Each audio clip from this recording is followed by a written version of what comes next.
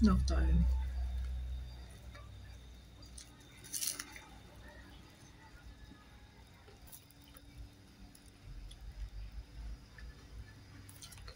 Restaurant's really good, like it's just 5 pesos each.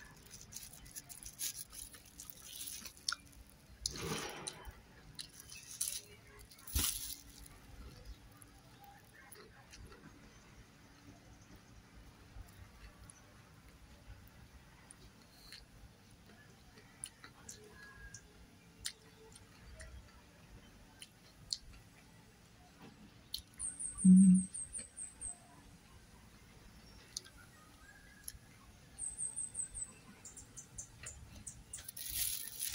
I bought 4. It's like, alam mo yung sulit, apat siya agad, 20 pesos lang.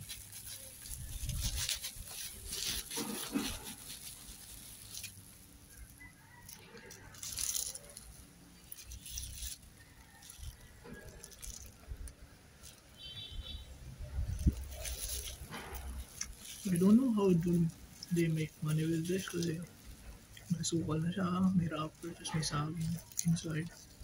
Tapos 5 pesos lang. Tapos luto pa, labor, diba?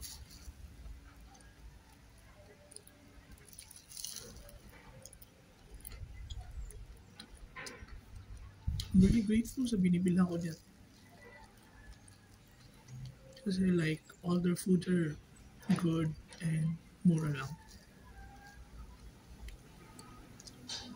Like, in my perspective, I've been into like some other food stalls. Sa kanila, you're just gonna spend like 40 or 50 and then yung ulam mo, tatlo na or apat.